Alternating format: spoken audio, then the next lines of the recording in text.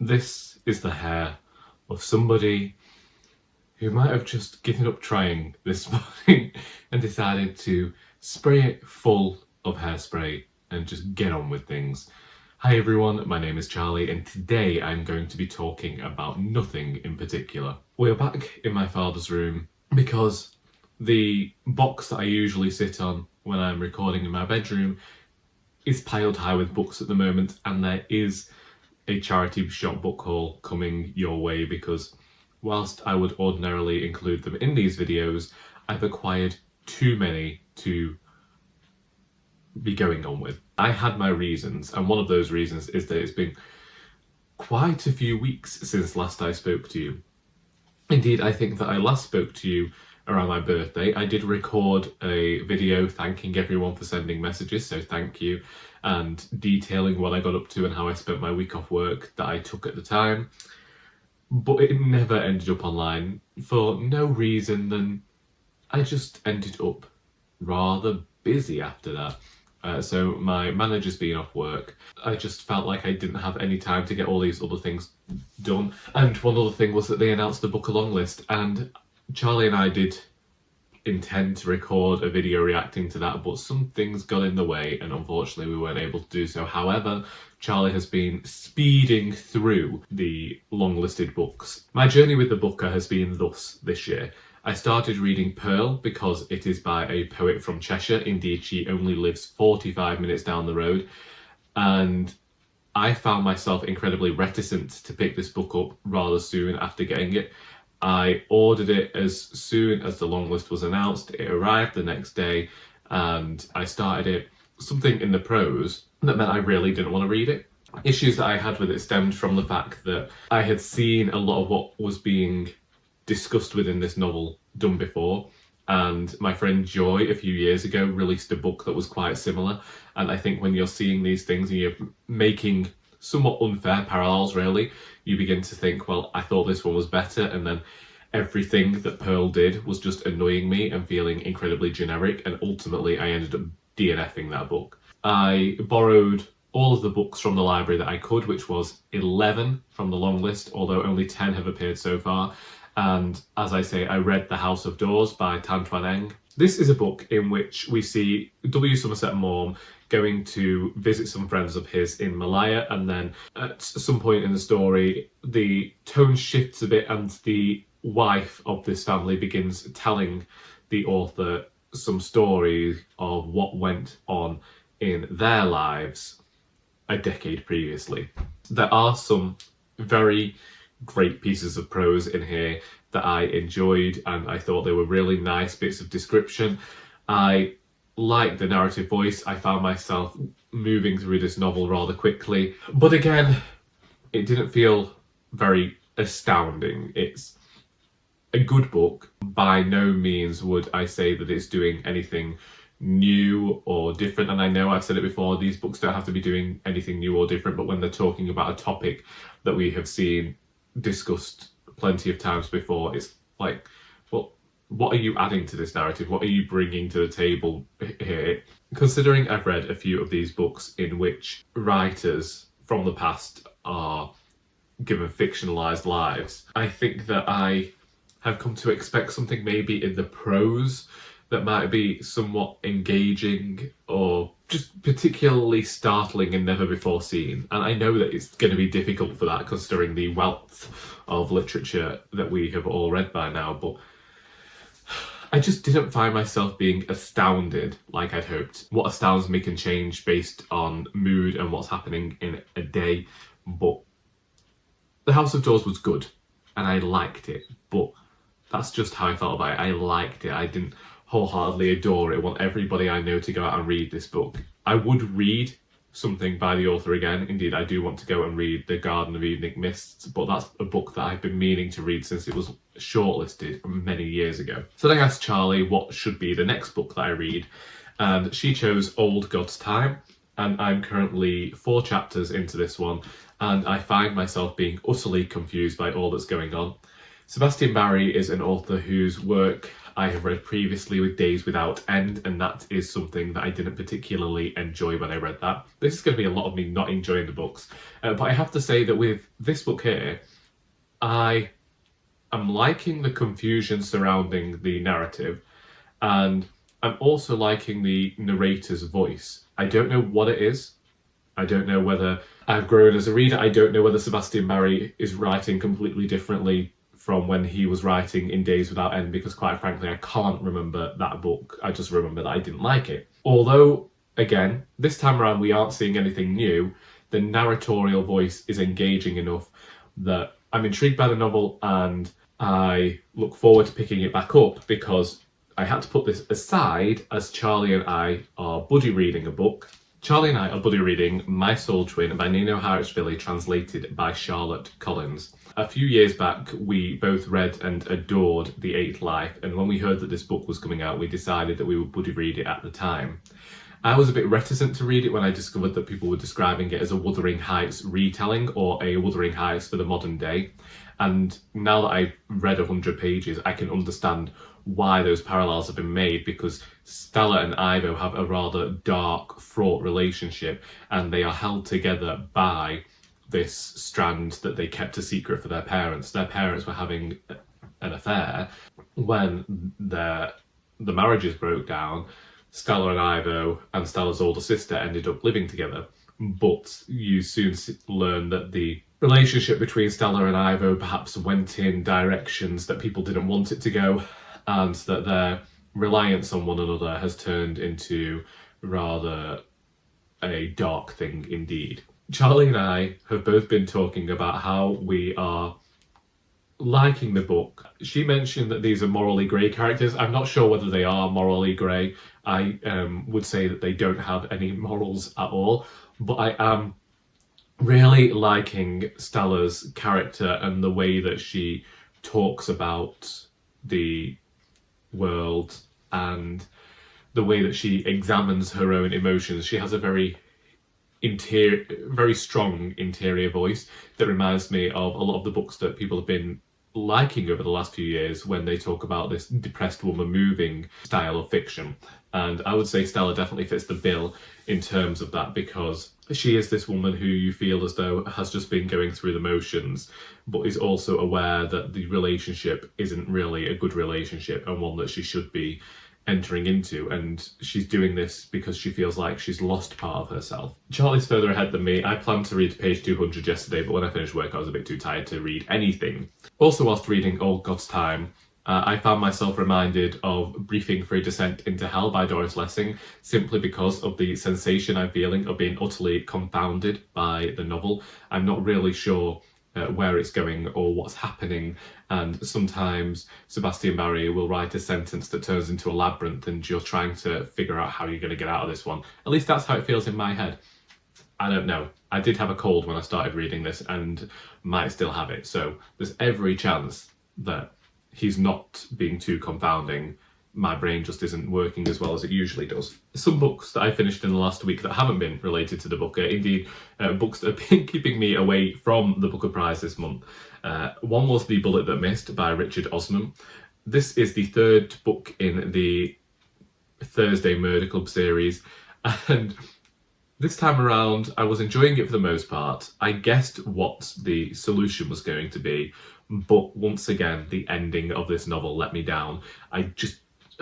One day, Richard Osman might write a good ending. These books I'm not reading anyway for any want of looking for great literature. I just think they're great summer reads, something to mindlessly read to pass the time.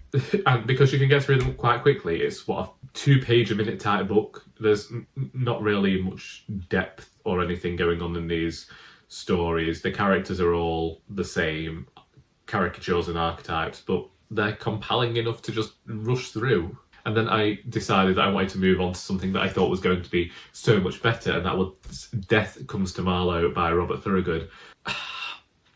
I knew the solution from the start of this one, because if you've read Murder at the Vicarage by Agatha Christie, then Robert Thorogood borrows quite heavily from that book. borrows heavily from a few Agatha Christie's, and you see that when he does the Death in Paradise series. This is the second book in the Marlow Murder Club series, which I've recently discovered is going to come to television with Samantha Bond playing the main character. I don't know. These are books that I will continue to go back to again because I like cozy crime, and I think that this is some of the stronger work in the genre, but I guess the solution, and there were too many attempts here to try and give these characters different characters than they had in the first book, and I began to feel as though Thorogood, just in my own head, was thinking of how he could translate these to the television, so they had a few character shifts that just either felt a bit rushed or they just... I don't know. There was just something about this book that I found a little off-putting. For another 2 disappointing reads, I listened to So Long and Thanks for All the Fish by Douglas Adams, which is the 4th book in the Hitchhiker's Guide to the Galaxy series, and I really didn't like it at all. I listened to the majority of it as I was walking back and forth to town to meet a friend, and I found myself just utterly bewildered as to what was happening. It felt incredibly rushed. The characters that I'd come to like to see in the first few books weren't present in this one, and it just seemed to lack humour and be all over the place, and coincidences would happen just for the sake of moving the plot along. And when I read about how this book came to fruition on the internet, I could really see how we'd ended up with this product. And so from that, I decided I just wanted to get the series done, so I started listening to the next book and the final book that Douglas Adams wrote, which is mostly Harmless. And it does seem to have got a more enriched author voice in here, and there is a lot more action and a lot more plot and focus on what's happening. But again, the reintroduction of a certain character felt a bit forced just to move the plot line along, a bit more of a soap opera. And weirdly, I'm going to say there was more swearing, and I just feel like there wasn't this much swearing in the original few books. So when I say this, I don't mind swearing in fiction. I don't mind it on television. However, something that a writing tutor told me many years ago is it shouldn't be gratuitous, and it shouldn't just be there for the sake of it, and it needs to be in keeping with the tone you've set throughout the rest of it. And the few bits of swearing here and there just haven't felt like they fit the narrative or the characters, and just the way that characters have been conversing with one another in this book has lacked the connection that it had in the first couple of books, and everybody just feels a bit more mean, and I'm not liking them in this one. So that's where we are with that. But I am looking forward to having the series finished and then moving on to listen to the radio plays, because that was my main aim, to consume all of the Hitchhiker's Guide to the Galaxy media this year. Just to circle back and mention my plans with the book now. I should have some time off work now, but due to some family matters going on for a few of my co-workers, I don't know whether that's going to happen. So, as we're saying at the moment, we're playing everything by ear. In terms of the Booker Prize, I would like to get Old God's Time finished this week, and then maybe read a few of the shorter ones just so that I could cross them off the list. When I first saw the long list, I have to say that I wasn't really that enthusiastic about it. I am now looking forward to the Bee Sting. I don't know. Charlie and I did do our Charlie Science list so we could have some predictions about how we were going to feel about the books. And of the ones I've read, I've noticed that my predictions are completely out there and incorrect based on the books that I've already tried to read, finished, and currently reading. And The Bee Sting and In Ascension are still 2 that I really want to get to, which also happen to be the 2 biggest books on the long list this year. I also like the sound of that one that has yet to be released, and that's the only one I couldn't order from the library because the way the system worked, it wasn't yet on the catalogue for me to order from them, and it might be on there now, but I can't. If I ordered it, it wouldn't be here in time, so it's a whole thing, but I might just buy that book outright and just hope that it's good. So I don't know where I'm going to go after Old God's Time. If I do the whole thing of reading the shorter books, then that might be great, but part of me also thinks whilst I've got this time off, I could dedicate some time to reading a very stonking, hefty tome like The Bee Sting. I'm also working on finishing the novel. I'd hoped that Mistakes Make Murder would be done before August, and now we're towards the end of August and it isn't done. And there is a big reason for that. And it actually comes from reading the Death Comes to Marlow book. So Robert Thorogood did actually help me in a way. And that was simply because I realised I'd never established a victim's final movements and how the police would actually be looking for a next of kin. These like very common sense things just had slipped my mind in terms of the story. When I looked into that, I realised, well, that brings what was originally going to be a twist later on. That could bring it here. And I thought, well, actually, that could really work as a catalyst to move this story on a bit more quickly, as I've been speaking about a lot. I don't want any of the books to be over 70,000 words because I just feel like, for me, the perfect length of Cozy Crime is between 60 and 80,000. And I just don't think that they ever need to get beyond that.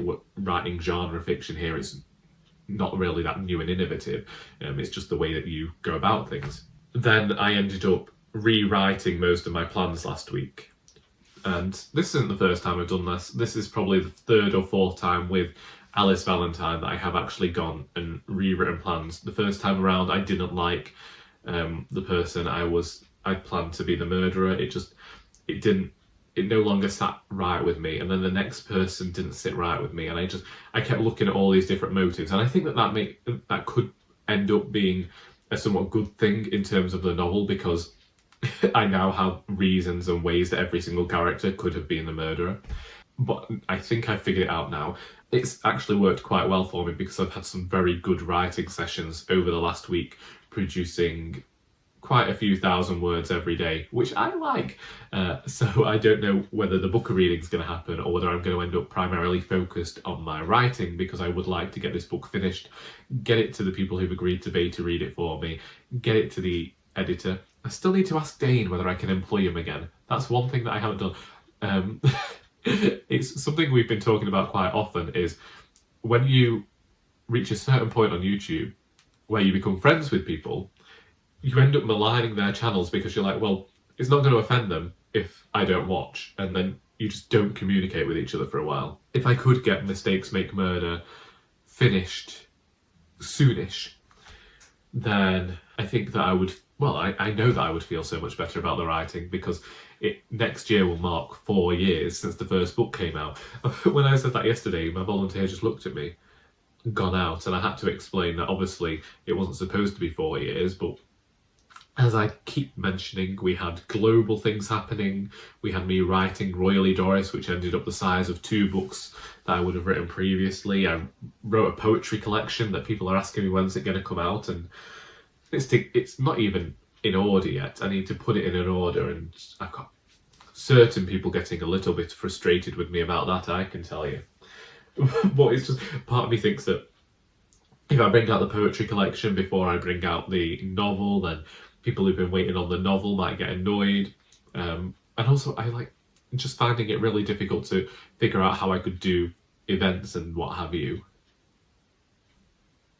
It's a whole minefield in my mind. I say that regularly. And also, even when I finish Mistakes Make Murder, that doesn't mean that we are done with the series, because I have 3 more books to write of the first arc, and I have already been planning things post book 5 once this entire storyline is resolved in terms of the mystery of Joanna Rollins and what have you, which we do go into more in the second book, and with each subsequent book we are going to find out more about what happened to this character, what happened in the 1980s and 1990s. I'm also struggling because part of me is wanting to explore different ways of writing the books, not necessarily always writing in the third person, focused in on Alice. So there is another viewpoint added into Mistakes Make Murder, which I felt was necessary to tell a different part of the story and was actually going to happen in the first book. But I just couldn't see that I just didn't think that the addition of this other viewpoint in the first book was necessary, because I wanted the focus to be on establishing Alice as a character. Now I'm questioning things about the third book. I keep looking at Agatha Christie as an example, which is probably not the right thing to do. I don't know. And she didn't write every single Poirot book with a first-person voice or a third-person voice. Some of those books were told entirely through testimonies in an almost epistolary fashion. Some of those were told where it was one character, sometimes the inspector, sometimes just a general person, like The Murder at the Vicarage. I'm pretty certain that's the vicar who tells that story. And so I think that I could perhaps go into different viewpoints sometimes with these books, but that's where I'm currently thinking of in terms of my writing. And I do have some poetry out there currently on submission and what have you, because I've been writing a lot of poetry still, which is always fun. We now have 16 more poems written for a completely different collection than the one I've been talking about for the last 6 years, so that is fun too. However, that does mean that I haven't been watching much in terms of new films or television. I did watch The Power of Parker, which was on BBC iPlayer, and that's simply because some of it was filmed in Stockport. It's set in Stockport in 1990, and I work with a lot of people who are from Stockport, work quite close to Stockport, and I used to do a fair few open mics there as well, so I wasn't really just watching it to see whether I recognised any of the places. And they were driving at one point, I was like, yeah, I used to drive down that road to get to one of the open mics, so I was utterly thrilled by watching that. But it was a nice comedy. I don't think it got going until episode 3. There's only 6 episodes.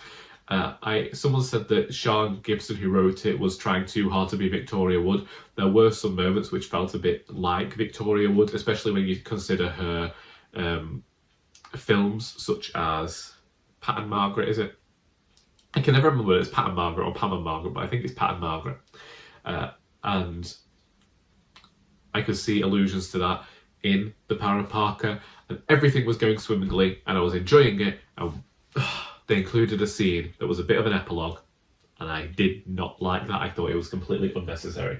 And music-wise, the only thing that we can talk about in terms of music is Dalta Goodrum's new song, Back to Your Heart, and I'm thrilled that BBC Radio 2 had her as the record of the week last week. I'm thrilled that she's had interviews and she's touring through the UK. Am I going to see her? No. I just don't think that I would do well in the environment of going to a gig or concert or anything like that. It's just who I am. But the fact that Dalta Goodrum's getting more airplay does make me very happy indeed. Oh, do you know what I've just realised? Do you know what I have just realised? In this moment, I was going to tell you about how this week I have a lot of baking planned, because a volunteer came into work yesterday and gave me a bag full of apples. And do you know what I've just remembered? That bag full of apples is still on my desk at work. Gosh darn it. Well, I could go and pick it up, because I have 40 minutes left of my audiobook, so I could use it as an excuse to get the audiobook finished. But if I do go, I'm not going until tonight. I've got too much on.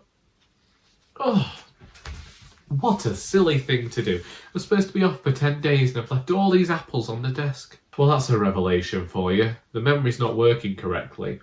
And that's just astounding, that is. All those apples. I hope they don't go to waste. I'll message my manager, because she might be able to do something with them, but I don't think she will, because she's one of the ones who's got a lot going on family-wise at the moment. I mean, sometimes I think, don't we all?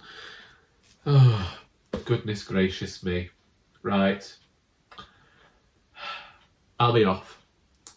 Do send me recommendations for TV shows. If you want to advise me as to where to go next in terms of the book along list, then please feel free to do so.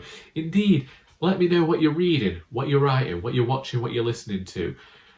I look forward to hearing it all in the comments, because I hope you got something out of this video. No, that did not go right. That did not go right. How do we get that wrong after nearly 8 years? I hope that you got something out of this video, even if it was just something to show your probation officer to provide you with an alibi, because until next time, that is all.